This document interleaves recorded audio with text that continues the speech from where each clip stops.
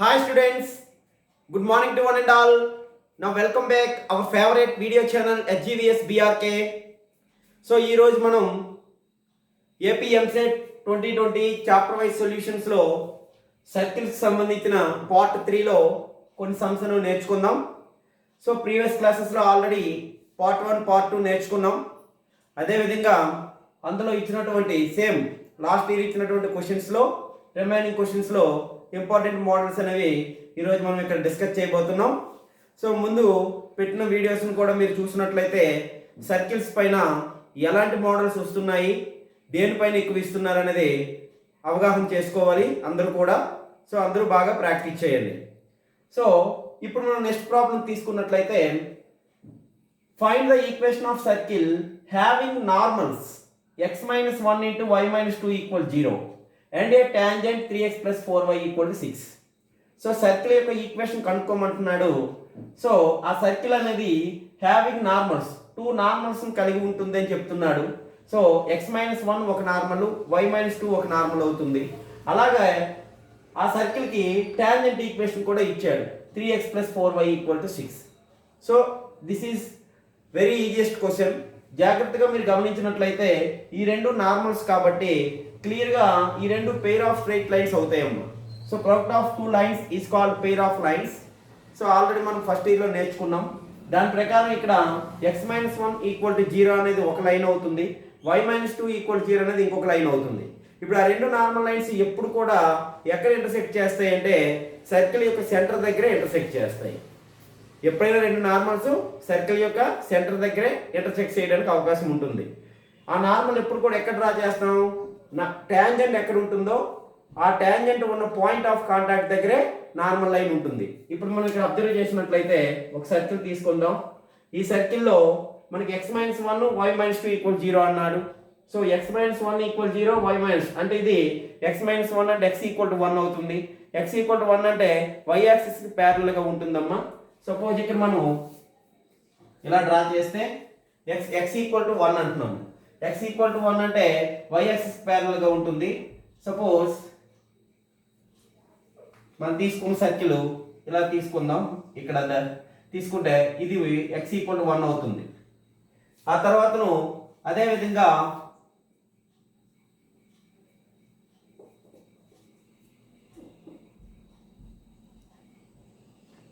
ఇలా తీసుకుందాం. అదేవిధంగా y-2 ఈక్వల్ 0 అంటున్నాడు. అంటే y యాక్సిస్కి y-2 అంటే x యాక్సిస్కి ప్యారలల్గా ఉంటుంది, y ఈక్వల్ 2 అవుతుంది. సో ఇక్కడ వస్తుందమ్మా. సో ఈ పాయింట్ మనకి చూడండి, ఇది x మైనస్, ఇది y ఈక్వల్ టు 2, ఇది x ఈక్వల్ టు 1. సో ఈ రెండు లైన్ల యొక్క ఇంటర్సెక్షన్ పాయింట్ సెంటర్ అంటున్నాం. ఈ సెంటర్ క్లియర్గా x కోఆర్డినేట్ 1 అయినట్టు, y కోఆర్డినేట్ 2 అయినట్టు. So this is the centre. మనకి సెంటర్ తెలిసిపోయింది. అదేవిధంగా 3x plus 4y equal 6 అనేది టాంజెంట్ లైన్ అంటున్నాడు.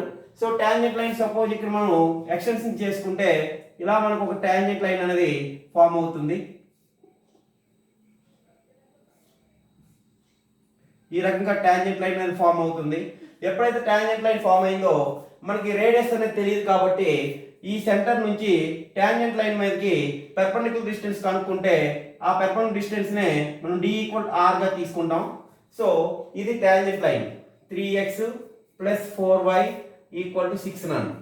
సో ఇది టాంజెంట్ లైన్ అవుతుంది. ఇదేమో x ఈక్వల్ టు 1 ఒక నార్మల్ లైన్, ఇది సెకండ్ నార్మల్ లైన్. ఈ రెండు ఒకదానికొకటి ఇలా ఉంటాయి, ఇంటర్సెక్ట్ చేసుకునేటట్టుగా ఎగ్జిస్ట్ అయి ఉంటాయి సెంటర్ దగ్గర. అప్పుడు సెంటర్ మనకు తెలిసిపోయింది, టాంజెంట్ లైన్ నుంచి రేడియస్ కూడా తెలుస్తుంది. అప్పుడు సెంటర్ రేడియస్ యూజ్ చేసుకొని షాడ్ ఫార్మ్ సర్కిల్లో సబ్స్టిట్యూట్ చేస్తే మనకు సర్కిల్ ఈక్వేషన్ వస్తుంది. సో ఇప్పుడు క్లియర్గా మనం ఏం రాయొచ్చండి, ఇక్కడ given normals are x-1 equal 0 and y-2 equal 0. ఇప్పుడు ఈ రెండింటి యొక్క point of intersection we know that point of intersection of x-1 equal 0 and y-2 equal 0 is c equal to 1, 2 is the center of required circle. అలానే ఇక్కడ మనం ఏం చేస్తున్నాం, perpendicular distance from C1 to tangent line 3x plus 4y minus 6 equal 0 is మనం ఇక్కడ దాన్ని d equal to r గా తీసుకుంటున్నాం, ఎందుకంటే టాంజెంట్ లైన్ అంటున్నారు కాబట్టి దిస్ ఈస్ టాంజెంట్ లైన్. ఇప్పుడు ఏమవుతుంది, modulus of 3 into 1 plus 4 into 2 minus 6 by 3 square plus 4 square square root వస్తుంది. సో ఇప్పుడు 3 plus 8 11 minus 6 5 బై ఇది కూడా 5 అవుతుంది, టోటల్ వాల్యూ 1 వచ్చింది. ఇప్పుడు సర్కిల్ ఈక్వేషన్ ఏమవుతుంది, therefore circle equation of circle is s equal to x minus h means 1 plus y minus 2 x minus 1 whole square plus y minus 2 whole square equal to r square 1 square అంటే 1 అవుతుంది. ఇప్పుడు ఇది మనం direct గా options లో ఉంది, దీన్ని simplify చేస్తే డైరెక్ట్ జనరల్ ఫార్మ్ కూడా వచ్చేస్తుంది. దేర్ఫోర్ s ఈక్వల్ టు ఏమవుతుంది, x square plus y square, ఇక్కడ -2x ఇక్కడ -4y -2x -4y, తర్వాత ఇక్కడ 1 ప్లస్ 4 5 minus 1 అంటే 4, so plus 4 equal to 0. So this is the required circle. So ఎలా అయినా ఉంటుంది, ఆప్షన్స్ లో ఎలా అయినా ఉండొచ్చు, ఏ రకంగా ఇచ్చినా సరే మనం నోట్ చేసుకోవచ్చు. So this is the solution. So next sum చూడండి అమ్మా. A circle passes through the centre of the another circle. ఒక సర్కిల్ ఇంకొక సర్కిల్ యొక్క సెంటర్ గుండా పాస్ అవుతుంది. అండ్ హూజ్ సెంటర్, మనం కనుక్కోవాల్సిన సర్కిల్ సెంటర్ 5, 2 అని ఇచ్చారు. Then the equation of this circle. ఇది కూడా చాలా ఈజీ సమ్. ఇక్కడ ఏం చేస్తున్నాం, కనుక్కోవాల్సిన సర్కిల్ ఇంకొక సర్కిల్ యొక్క సెంటర్ గుండా పాస్ అవుతుంది అంటున్నాడు. అంటే క్లియర్గా మనకి కనుక్కోవాల్సిన సర్కిల్ రిక్వైర్డ్ సర్కిల్ అనేది ఈ సెంటర్ గుండా పాస్ అవుతుంది కాబట్టి ఆ రిక్వైర్డ్ సర్కిల్ పాస్ అయ్యేటటువంటి పాయింట్ మనకు తెలిసినట్టే. తర్వాత నెక్స్ట్ రిక్వైర్డ్ సర్కిల్ సెంటర్ కూడా తెలుసు కాబట్టి రిక్వైర్డ్ సర్కిల్ సెంటర్ నుంచి రిక్వైర్డ్ సర్కిల్ పాస్ అయినటువంటి పాయింట్కి డిస్టెన్స్ కనుక్కుంటే అది మనకి రేడియస్ అవుతుంది. అది రేడియస్గా తీసుకుంటాం, ఇది సెంటర్గా తీసుకుంటాం. మళ్ళీ సేమ్ స్టాండ్ ఫామ్ అప్లై చేస్తే సర్కిల్ ఈక్వేషన్ వస్తుంది. సో ఇప్పుడు మనకి డయాగ్రామ్ కానీ డ్రా చేస్తే ఇది ఫస్ట్ సర్కిల్ నాన్న. సెకండ్ సర్కిల్ అనేది మనకి ఈ సర్కిల్ అనేది సెకండ్ సర్కిల్ యొక్క సెంటర్ గుండా పాస్ అవుతుంది. సో ఇది రిక్వైర్డ్ సర్కిల్, సో సెంటర్ గుండా పాస్ అవుతుంది. ఇప్పుడు ఈ ఫస్ట్ సర్కిల్కి రేడియస్ సెంటర్ ఇచ్చేస్తున్నాను 5, 2 అని. First circle centre 5, 2. అలాగే ఈ సర్కిల్ అనేది ఆల్రెడీ మనకి ఇచ్చాడు, దానికి రేడియస్ సెంటర్ అనేది తెలిసిపోతుంది మనకి. సెంటర్ ఏమవుతుంది 3/2, 4/2. ఇక్కడ మనకి ఇక్కడ నేను రాస్తున్నాను 3/2, 4/2. 3/2, 4/2 అంటే అలా ఉంచేద్దాం. 4/2 అంటే 2 అవుతుంది. సింప్లిఫికేషన్ ఈజీ అవుతుంది కాబట్టి అలానే ఉంచండి. సో ఇప్పుడు మనకి సెంటర్ తెలుసు 5, 2 అనేది. ఇప్పుడు ఈ రెండింటి మధ్య డిస్టెన్స్ కనుక్కుందాం. ఈ రెండింటి మధ్య డిస్టెన్స్ మనకి ఏమవుతుంది, radius of the required circle అవుతుంది. సో మన సొల్యూషన్ ఇప్పుడు ఏం తీసుకుంటాం, centre of given circle is C equal to 3/2, 4/2. తర్వాత ఇక్కడికి మనం వచ్చేసరికి centre of required circle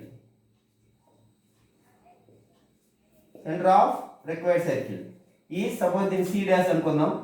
C dash equal to మనకి ఎంత ఇచ్చారు 5, 2 ఇచ్చారు. ఇప్పుడు రేడియస్ కావాలి. So radius equal to R equal to ఏమవుతుంది C డాష్ డిస్టెన్స్ అవుతుంది. ఈ రెండు మధ్య distance square root of 5 - 3/2 whole square plus 2 - 2 ఇది అవుతుంది 4/2 అంటే 2 - 2 హోల్ స్క్వేర్. సో ఇక్కడ మనకి స్క్వేర్ 2 - 2 0 అవుతుంది, స్క్వేర్ రూట్ స్క్వేర్ క్యాన్సిల్ అవుతుంది. 2 5 10, 10 - 3 అంటే 7, సో 7/2 వస్తుంది. So square root 7/2 whole square వస్తుంది. ఇక్కడ స్క్వేర్ క్యాన్సిల్ అయిపోతే 7/2 రేడియస్ వచ్చింది. ఇప్పుడు సర్కిల్ ఈక్వేషన్ ఏమవుతుంది, required circle is x minus ఇక్కడ సెంటర్ అనేది 5 h value whole square plus y - 2 whole square equal to ఇక్కడ 7/2 రేడియస్ వచ్చింది కాబట్టి 7/2 హోల్ స్క్వేర్ తీసుకోండి. ఇప్పుడు దీన్ని సింప్లిఫై చేస్తే మన సర్కిల్ ఈక్వేషన్ వచ్చేసింది. So x² + y² minus 10x minus 4y, ఇక్కడ 25 ప్లస్ 4 29 ప్లస్ 29 ఈక్వల్ టు ఇక్కడ 49/4 అవుతుంది. ఇప్పుడు 4తో ఇంటూ చేస్తే left side 4x² plus 4y² minus 40x minus 16y, next 4 9 जा 36, 4 2 जा 8 प्लस 3 11 116 ఈక్వల్ టు 49. దీన్ని ఇంకా సింప్లిఫై చేసుకుంటే మైనస్ 49 తీసేసుకుంటే ఇప్పుడు ఏమొస్తుంది, ఇక్కడ 4x² plus 4y² minus 40x తర్వాత మైనస్ 16y. 116లో 49 తీసేయాలి. 160లో 49 తీస్తే 7 10 minus 4 6, so plus 67 equal to 0. So this is our equation of required circle. So another circle center దీని మీద ఉంది కాబట్టి మన రిక్వైర్డ్ సర్కిల్ పైన ఉంది కాబట్టి రిక్వైర్డ్ సర్కిల్ సెంటర్ నుంచి ఆ పాయింట్ కి ఆ సెంటర్ కి డిస్టెన్స్ రేడియస్ గా తీసుకున్నాం. Equation of circle stand form తీసుకొని డైరెక్ట్ చేసేసాం. తర్వాత సో ఒకసారి చూడండి అందరూ కూడా. సో ఇప్పుడు నెక్స్ట్ ప్రాబ్లం చూసినట్లయితే, ఇఫ్ ద కాట్ of contact of two tangents from a point A to a given circle passes through the point B, then the circle with AB as diameter will.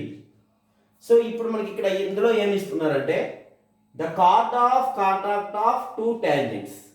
ఇక్కడ కాట్ of contact definition మనం తీసుకున్నట్లయితే external point నుంచి సర్కిల్కి external point నుంచి మనం రెండు tangent lines draw చేస్తే ఆ రెండు టాంజెంట్ లైన్స్ ఎక్కడైతే ఇంటర్సెక్ట్ టచ్ చేస్తాయో ఆ టచ్ చేసిన పాయింట్ ఆఫ్ కాంటాక్ట్ నుంచి మనం ఒక లైన్ సెగ్మెంట్ కానీ జాయిన్ చేస్తే దీన్నే మనం కార్డ్ ఆఫ్ కాంటాక్ట్ అంటామమ్మా. కార్డ్ ఆఫ్ కాంటాక్ట్ అని చెప్తుంది. So the chord of contact of two tangents from a point A. So ఈ పాయింట్ ఏ x1 y1 తీసుకుంటున్నాం. To a given circle passes through B. So ఆ chord of contact B అనే ఇంకొక point కూడా pass అవుతుంది. Suppose ఆ point ఇక్కడ ఏదో ఇక్కడ ఎక్కడో ఉందనుకుందాం, బి అనే పాయింట్. దీన్ని సమ్ x2 y2 అనుకుందాం. అలా ఉంటే ఇప్పుడు ఏమంటున్నాడు, సపోజ్ బి ఇక్కడ ఎక్కడో ఉందనుకుందాం. అప్పుడు ఏబి డయామీటర్గా కలిగి ఉంటుందని అంటున్నాడు. ఏబి అనేది డయామీటర్ అంటున్నాడు.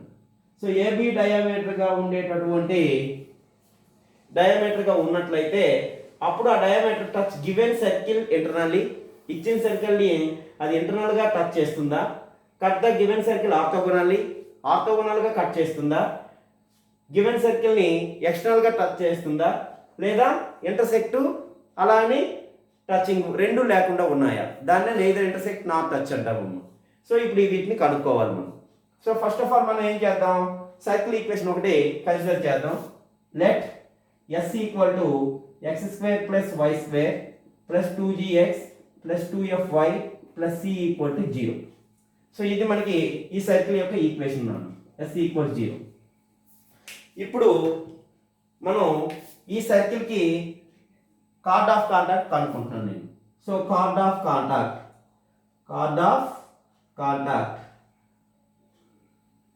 Of circle s equal 0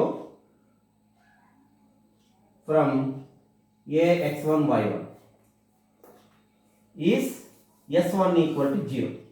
so ఇక్కడ s1 ఈక్వల్ 0 అంటే xx1 plus yy1 plus g into x plus x1 plus f into y plus y1 plus c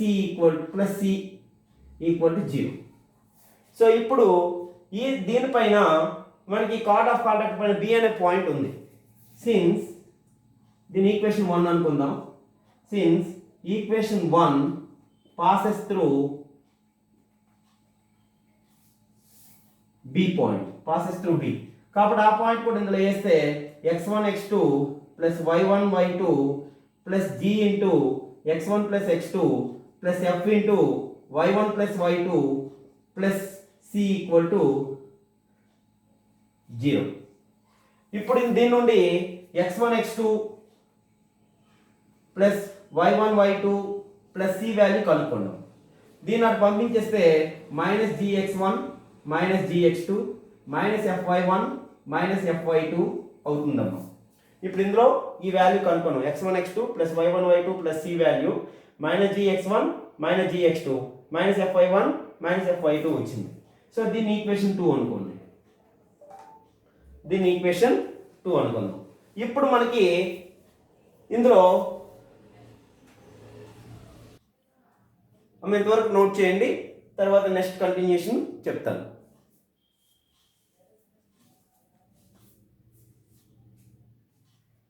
so ఇప్పుడు మనం కాట్ ఆఫ్ కాంటాక్ట్ అనేది కనుక్కున్నాం, దాంట్లో పాయింట్ వేసుకున్నాం, అప్పుడు ఒక కండిషన్ వచ్చింది, ఇది పక్కన పెట్టండి. ఇప్పుడు ఏబి డయామీటర్గా కలిగినటువంటి సర్కిల్ అనేది ఒకటి తీసుకుంటే ఆ సర్కిల్ అనేది గివెన్ సర్కిల్తో ఇంటర్నల్గానే ఉంటుందా ఎక్స్టర్నల్గా ఉంటుందా అనేది మనం కనుక్కోవాలి. సో ఫస్ట్ ఆఫ్ ఆల్ ఇప్పుడు మనం ఏం తీసుకుంటాం, ఆ ఏబి డయామీటర్గా కలిగినటువంటి సర్కిల్ ఈక్వేషన్ తీసుకోవాలి.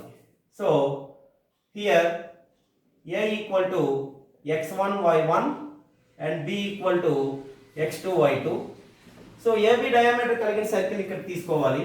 We know that equation of circle as AB as a diameter is equation of circle as AB as a diameter is s minus x1 into x minus x2 plus y minus y1 into y minus y2 equal to 0. ఇప్పుడు దీన్ని simplify చేస్తే x square plus y square minus of x1 plus x2 into x minus of y1 plus y2 into y plus x1 x2 plus y1 y2 equal to 0. దీని equation 3 అనుకోండి, దీని equation 3 అనుకుంటున్నాం. ఇది circle యొక్క equation. ఇప్పుడు ఈ circle given సర్కిల్తో touch అవుతుందా ఇంటర్నల్గా ఎక్స్టర్నల్గా టచ్ అవుతుందా ఆర్థోగోనల్గా ఉంటుందన్నది కనుక్కోవాలి. సో ఇక్కడ ఆర్థోగోనల్ కండిషన్ ఫస్ట్ వెరిఫై చేయాలి. ఆర్థోగోనల్ కండిషన్ ప్రకారం ఇప్పుడు ఏం చేద్దామంటే verify that equation 3 and given circle x square plus y square plus 2gx plus 2fy plus c equal 0 are orthogonal or not. ఇప్పుడు ఆర్థోగోనల్ కండిషన్ తీసుకుంటున్నాం. Orthogonal condition మనకి ఏమవుతుంది, 2gg1 plus 2f1 equal to దీని నుంచి c1 plus c2 వచ్చినట్లయితే orthogonal condition verify అయినట్టు. So 2gg1 plus 2f1, ఇందులో g అంటే దీంట్లో ఉండేదే, f అంటే దీంట్లో ఉండేదే. మరి g1 అంటే ఇక్కడ మనం తీసుకున్నటువంటి ఇది 2g వాల్యూ, దీని నుండి g1 x1 plus x2/2 f1 value y1 plus y2/2 వస్తుందమ్మా. సో ఇప్పుడు అది తీసుకున్నట్లయితే 2eg ఇంటూ g1 వాల్యూ మనకి మైనస్ వస్తుంది కాబట్టి 2g(g1) minus of x1 plus x2/2 plus ఇక్కడ మైనస్ వస్తుంది, ఇక్కడ కూడా minus 2f into x1 plus x2/2 x1 plus x2/2. ఇప్పుడు ఇందులో క్లియర్గా అబ్జర్వ్ చేసినట్లయితే 2 క్యాన్సిల్ అవుతుంది. Minus gx1 minus gx2 minus ఇది y1 అమ్మా, y1 y2 minus fy1 minus fy2. So ఇప్పుడు మనం ఇక్కడ అబ్జర్వ్ చేయండి, ఈక్వేషన్ 2లో minus gx1 minus gx2 minus fy1 minus fy2, దాని వాల్యూ మనం ఏమని రాయొచ్చు, లెఫ్ట్ సైడ్లో x1 x2 plus y1 y2 plus cగా రాయొచ్చు. x1 x2 plus y1 y2 plus cగా రాసాం. ఇప్పుడు ఇక్కడ దీన్ని c1 ప్లస్ c2గా రాయాలి. c1 అంటే ఫస్ట్ సర్కిల్, ఇక్కడ ఇచ్చిన సర్కిల్ మనం అనుకున్నాం కదా, x2 plus y2 plus 2gx plus 2fy plus c equal 0. ఇందులో cని c1గా తీసుకోండి. So this is c1. x1 x2 plus y1 y2 ఇక్కడ అబ్జర్వ్ చేసినట్లయితే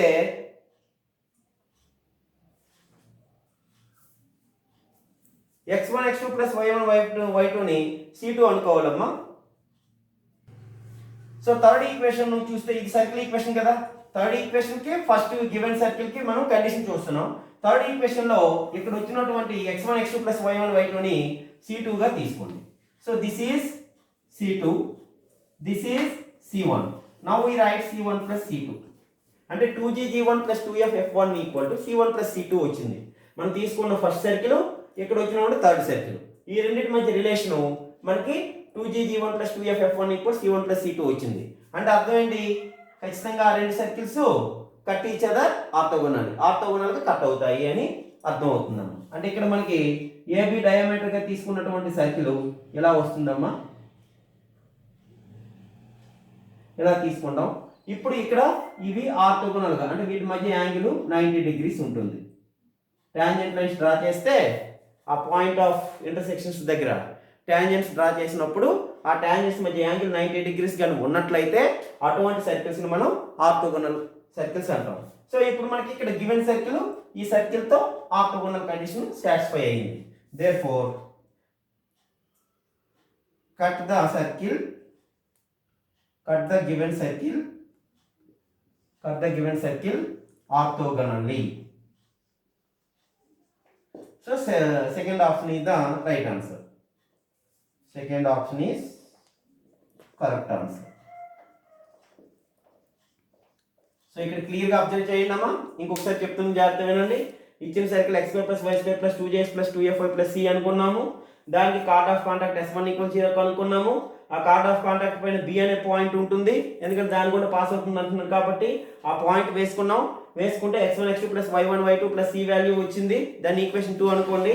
ఇప్పుడు AB అనేది డయామీటర్ గా ఉన్నటువంటి ఈక్వేషన్ సర్కిల్ తీసుకోవాలి. వాడు ఇచ్చాడు ఇక్కడ కూడా, then the circle with AB as diameter అని. దానికోసమే మనం డయామీటర్ ఈక్వేషన్ ఫార్ములా అప్లై చేసాం. ఇక్కడ diameter form of the circle x - x1 × x - x2 + y - y1 × y - y2 = 0. దాని నుండి మనం డైరెక్ట్ గా సర్కిల్ ఈక్వేషన్ కనుక్కున్నాం. ఆ తర్వాత ఈ సర్కిల్ మనకి ఫస్ట్ సర్కిల్ అనుకున్న సర్కిల్ తో ఎటువంటి రిలేషన్ ఉందో కనుక్కోవాలి. ఇక్కడ ఆర్థోగోనల్ రిలేషన్ అనేది వెరిఫై చేసాము. 2g(g1 + 2f(f1), దాని నుండి మనకి c1 + c2 కండిషన్ వచ్చింది కాబట్టి ఇది ఆర్థోగోనల్ రిలేషన్ తెలుపుతుంది. దానివల్ల మనకి గివెన్ సర్కిల్ కి ఈ AB డయామీటర్ ఉన్న సర్కిల్ ఆర్థోగోనల్ గా కట్ చేస్తుంది. This is the solution. So next problem చూడండమ్మా. If the point 1, 4 lie inside the circle x² + y² - 6x - 10y + p = 0. So ఒక పాయింట్ ఉందంట, ఆ పాయింట్ ఈ సర్కిల్ కి లై ఇన్సైడ్ లో ఉంది. And the circle does not touch are intersect the coordinate axis. ఆ సర్కిల్ కోఆర్డినేట్ యాక్సిస్ కి టచ్ అవ్వడం లేదు, అలాగే ఇంటర్సెక్ట్ అవ్వడం లేదు. ఇది ఒక కండిషన్ ఇచ్చారు. అలాగే ఈ పాయింట్ అంట ఇన్సైడ్ ద సర్కిల్ లో ఉంది. అయితే మనకి ఈ p అనే వాల్యూ దేని మధ్య ఉందో మనం ఐడెంటిఫై చేయాలి. సో ఫస్ట్ ఆఫ్ ఆల్ ముందు మనం ఏం చేద్దామంటే ఇచ్చిన సర్కిల్లో తీసుకుందాం. So given circle s = x² + y² - 6x - 10y + p = 0. So ఇప్పుడు దీనికి సంబంధించినటువంటి సెంటర్ తీసుకుందాం. సెంటర్ c = ఏమవుతుంది? -g, -f. సో 6/2 అంటే 3 వస్తుంది. -3 కాబట్టి -(-) అవుతుంది. అలాగే 10/2 అంటే 5 అవుతుంది, అంటే +5 వస్తుంది. సో ఇది సెంటర్ అవుతుంది. అయితే ఇక్కడ మనం గుర్తుంచుకోవాల్సిన విషయం ఏంటంటే సర్కిల్ అనేది కోఆర్డినేట్ యాక్సిస్ ని టచ్ చేయడం లేదు, అలాగే ఇంటర్సెక్ట్ చేయడం లేదు. అంటే ఎలా ఉంటుంది? ఇలా తీసుకున్నట్లయితే సర్కిల్ సపోజ్ ఇలా ఉంది సర్కిల్, అంటే x యాక్సిస్ ని y యాక్సిస్ ని టచ్ చేయడం లేదు, అలాగే ఇంటర్సెక్ట్ చేయడం లేదు. అలా ఉండేటప్పుడు మనం ఇక్కడ అబ్జర్వ్ చేయవలసిన విషయం ఏంటంటే కంపల్సరిగా ఈ సర్కిల్ యొక్క రేడియస్ అనేది చూడండి, x యాక్సిస్ కోఆర్డినేట్ ఏదైతే ఉందో y కోఆర్డినేట్ ఏదైతే ఉందో దానికంటే తక్కువగా ఉంటుంది. అంటే ఇక్కడ సెంటర్ ఏదైతే ఉందో సెంటర్ లో ఉన్న x కోఆర్డినేట్ కంటే రేడియస్ తక్కువగా ఉంటుంది, అలాగే y కోఆర్డినేట్ కంటే రేడియస్ తక్కువగా ఉంటుంది. x యాక్సిస్ ని ఇంటర్సెక్ట్ చేయట్లేదు కాబట్టి తక్కువగా ఉంటుంది, అలాగే y యాక్సిస్ ని కూడా ఇంటర్సెక్ట్ చేయట్లేదు కాబట్టి తక్కువగా ఉంటుంది, లెస్ దాన్ గా ఉంటుందమ్మా. సో ఆ కండిషన్ ఇక్కడ యూజ్ చేస్తాం.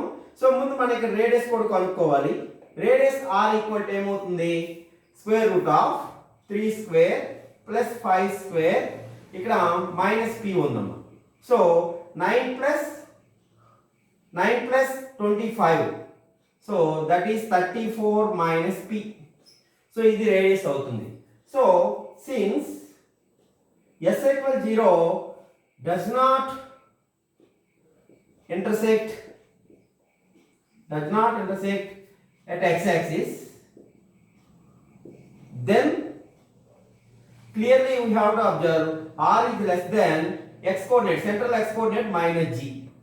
So which implies square root 34 minus p is less than, minus g means 3. So now from this one 34 minus p is less than 9. Now in this one 34 minus 9, 25. So 25 is less than p. Now this is first condition.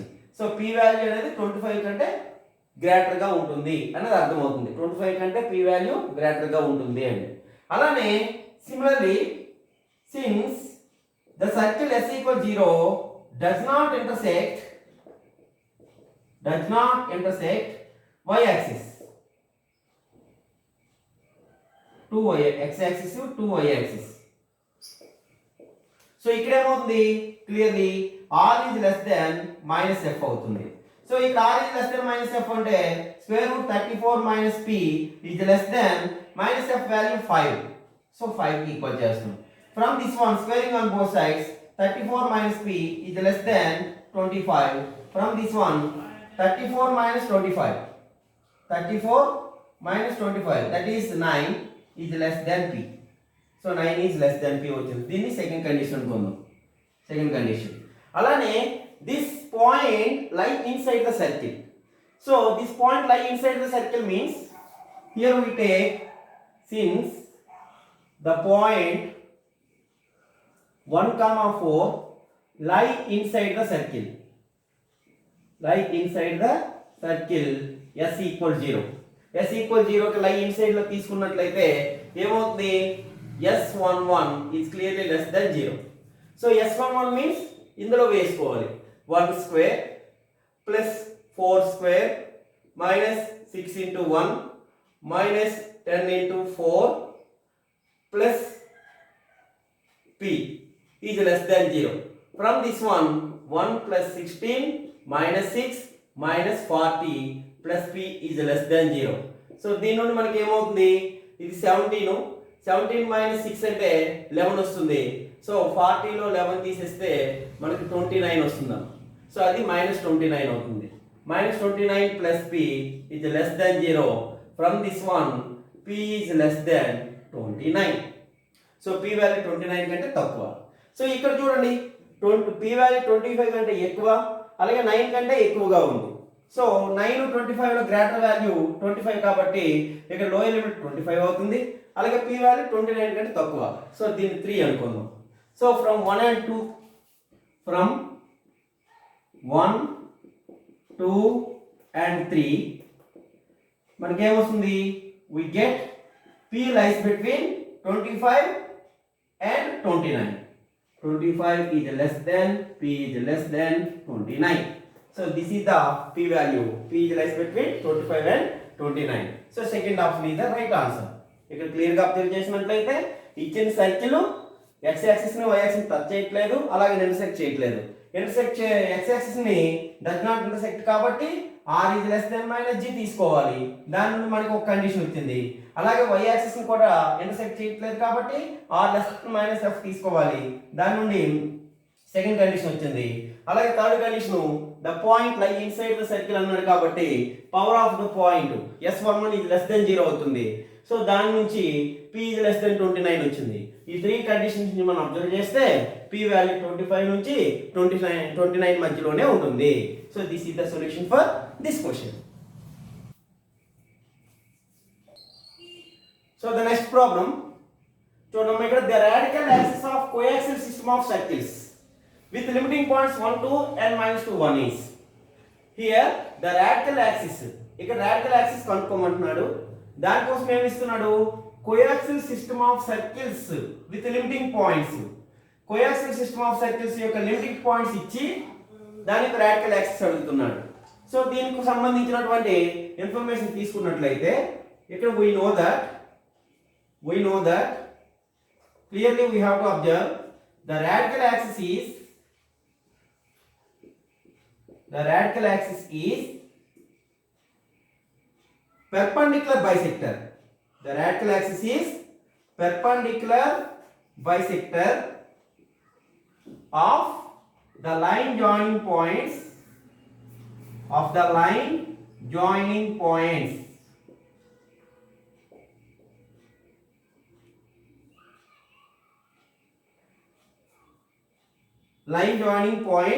that are limiting points. So ఇక్కడ radical axis అనేది coaxial system కి సంబంధించినటువంటి perpendicular bisector అవుతుంది. ఎలా అవుతుంది? Suppose ఇది ఒక circle తీసుకున్నట్లయితే ఇప్పుడు క్లియర్ గా ఈ రెండింటికి రాడికల్ యాక్సిస్ మనకి ఎలా వస్తుంది? ఇంటర్సెక్టింగ్ సర్కిల్స్ అవ్వాలి actual first of all. So intersecting circles ఎలా తీసుకున్నప్పుడు అప్పుడు కామన్ కార్డ్ అనేది రాడికల్ యాక్సిస్ కింద కూడా తీసుకోవచ్చు, లేదు డస్ నాట్ ఇంటర్సెక్ట్ అయినా ఇలా అయినా తీసుకోవచ్చు, లేదంటే ఇలా అయినా తీసుకోవచ్చు. ఇప్పుడు మనకి రాడికల్ యాక్సిస్ ఎలా వస్తుంది? ఈ రాడికల్ యాక్సిస్ అనేది మనకి ఇక్కడ నుండి మనం లెంత్ ఆఫ్ ద టాంజెంట్స్ గా డ్రా చేస్తే ఆ లెంత్ ఆఫ్ ద టాంజెంట్స్ అనేవి ఒకే లైన్ మీద ఉంటాయి.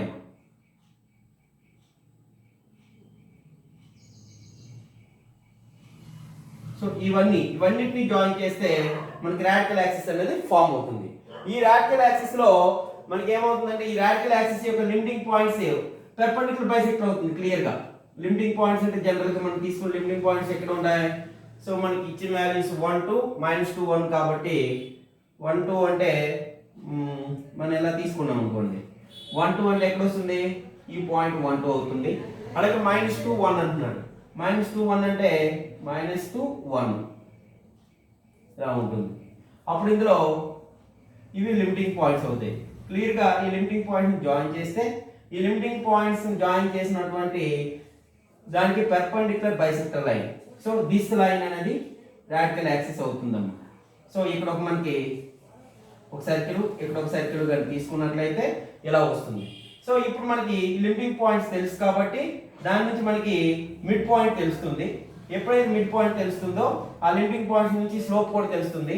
సో పెర్పెండిక్యులర్ స్లోప్ వస్తుంది, మిడ్ పాయింట్ ఆ రెండింటిని యూజ్ చేసుకుంటే మనకి రాడికల్ యాక్సిస్ అనేది వచ్చేస్తుంది. సో దీనికోసం ఏం చేస్తున్నాం? సో పెర్పెండిక్యులర్ బైసెక్టర్ కాబట్టి హియర్ పెర్పెండిక్యులర్ స్లోప్ మీన్స్ మనకి ఇచ్చిన పాయింట్స్ ఏవి? Limiting points 1 2 and -2 1. So perpendicular slope అంటే ఏమవుద్ది? -1 by 1 2 -1 by 1 plus 2. So -1 by 1 by 1 3. So that value equals to -3 అవుతుంది. ఇది పెర్పెండిక్యులర్ స్లోప్ అవుతుంది. అలాగే మిడ్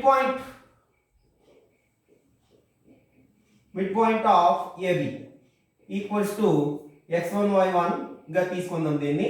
సో మిడ్ పాయింట్ ఏమవుతుంది? ఈ రెండింటి యొక్క mid point 1 -2 by 2 2 -1 by 2. So -1 by 2 plus 1 by 2 -1 by 2 plus 1 by 2. Therefore equation of radical axis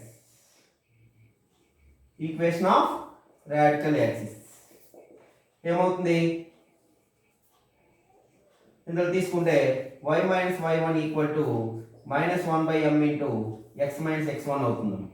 so y minus 1 by 2 equal to -3 into x minus x1 x plus 1 by 2. So దీన్ని simplify చేస్తే ఏమొస్తుంది? So మనకి ఇది -3x అంటే ఇటువైపు వస్తే +3x plus y -1 by 2 plus 3 by 2. So 3 by 2లో 1 by 2 cancel అయిపోతే 1 వస్తుందమ్మా. సో అది +1 అవుతుంది. 3x plus y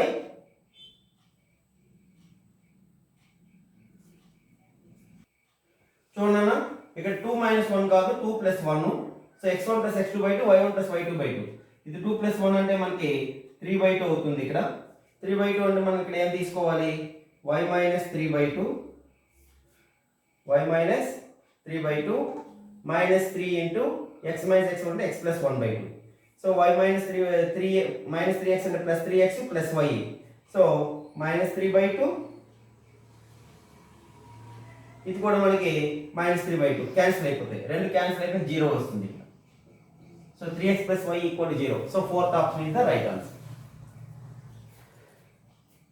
So the next one, the radical axis of any two circles is dash to the line joining to the centers. So clear గా radical axis ఏమవుతుంది చూడండి, radical axis of any two circles రెండు కూడా same model questions ఏ గుర్తుపెట్టుకోండి. ఇక్కడ radical axis of coaxial system of circles with limiting points అన్నాడు, దానికి సంబంధించినటువంటి తీసుకున్నట్లయితే perpendicular bisector of the line joining limiting points 1 2 and -2 1. So దీని యొక్క లిమిటింగ్ పాయింట్స్ ప్రకారం తీసుకోండి.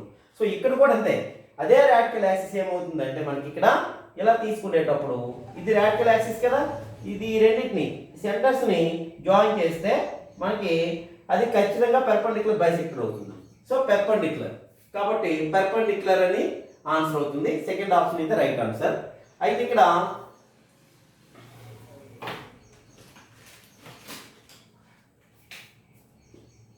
చూడండి, ఇక్కడ దీని ప్రూఫ్ కూడా చేద్దాం ఒకసారి. ఇప్పుడు ఇందులో radical axis టూ సర్కిల్స్ తీసుకుందాం. Let s equal to x² + y² + 2gx + 2fy + c equal 0. అలాగే s' equal to x² + y² + 2g' x + 2f' y + c' తీసుకుందాం. ఇప్పుడు ఈ రెండింటికి radical axis ఏమవుతుంది, radical axis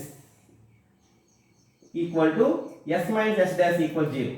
సో ఈ రెండింటి నుంచి మనం ఏం కామన్ తీయచ్చు, 2g - 2g' into x plus 2f - 2f' into y plus c - c' equal 0. ఇది మనకి radical axis అవుతుంది. ఇప్పుడు దీని నుండి స్లోప్ ఆఫ్ radical axis ఏమవుతుంది, slope of radical axis equals to మనకి -a/b formula. So 2 minus of 2g - 2g' by b అంటే 2f - 2f'. So దీని నుండి మనకి ఏమొస్తుంది, 2 క్యాన్సిల్ అయిపోతాయి, minus of g - g' by f - f' వస్తుంది. దాని స్లోప్ ఇది. ఇప్పుడు సెంటర్స్ గా తీసుకున్నట్లయితే ఆ సెంటర్స్ కి పెర్పెండిక్యులర్ అంటున్నాం కదా, సెంటర్స్ మధ్య స్లోప్ కూడా తీసుకుందాం. సో c1 ఈక్వల్ ఏమవుతుంది, -g - f. c2 ఈక్వల్ ఏమవుతుంది, -g' - f'. ఇప్పుడు slope of c1 c2, slope of c1 c2 ఏమవుతుందమ్మా, ఇప్పుడు -f + f'. So -f + f' by ఇక్కడ -g + g'. ఇప్పుడు ఇక్కడ దీన్ని కూడా అలాగే రాసుకున్నట్లయితే -g + g' by f - f'. ఇప్పుడు రెండు ఇంటూ చేద్దాం. సో దీన్ని m1 అనుకోండి, దీన్ని m2 అనుకోండి, రెండు ఇంటూ చేయండి, m1 × m2 చేస్తే అది g' - g by f - f' ఉంది. ఇక్కడ ఇంటూ ఇక్కడ మైనస్ కామన్ తీస్తే f - f' వస్తుంది, కిందన g' - g అవుతుంది. ఇప్పుడు క్లియర్గా ఈ రెండు క్యాన్సిల్ అయిపోతాయి, ఈ రెండు కూడా క్యాన్సిల్ అయిపోతాయి. So product of the slopes అనేది -1 వచ్చింది. అంటే అర్థమైంది, క్లియర్గా మనకి ఇక్కడ పెర్పెండిక్యులర్ అవుతుంది. radical axis అనేది సెంటర్స్ ని జాయిన్ చేసిన లైన్ సెగ్మెంట్ కి పెర్పెండిక్యులర్ గా ఉంటుంది. So the radical axis of any two circles is perpendicular to line joining to the centers. Centre ని జాయిన్ చేసే లైన్ కి పెర్పెండిక్యులర్ అని అర్థం అవుతుంది దీన్ని బట్టి. So this is the solution for this question.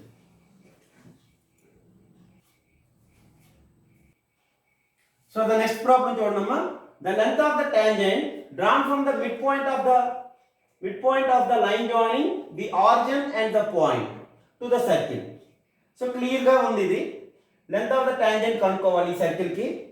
But point n ఏమవుతుంది, origin కి ఇచ్చిన 4.4, -4 కి మిడ్ పాయింట్ అవ్వాలి. So first of all mid point కనుక్కొని ఆ పాయింట్ నుంచి డైరెక్ట్ గా √S11 అప్లై చేస్తే సరిపోతుంది. సో ఫస్ట్ మనం చేయాల్సింది midpoint of O00 and 4 comma minus 4 is ఏమవుతుంది 0 plus 4 by 2 0 minus 4 by 2. So దీని నుండి డైరెక్ట్గా x1 plus x2 by 2 y1 plus y2 by 2 apply చేస్తే 2 comma minus 2 వచ్చింది. సో ఇప్పుడు దీన్ని p అనుకుందాం. సో p x1 y1 నుంచి ఇచ్చిన సర్కిల్కి length of the tangent. So circle given circle s equal to 0 which implies 2x square plus 2y square minus y equal 0. దీని ముందు స్టాండ్ ఫామ్ జనరల్ ఫామ్ లోకి మార్చేద్దాం. x square plus y square minus y by 2 equal to 0. 2 తో divide చేశాను. So ఇప్పుడు దీని నుండి s11 ఏమవుతుంది? s11 x1 square plus y1 square minus y1 by 2 equal to 0. ఇప్పుడు ఇందులో length of the tangent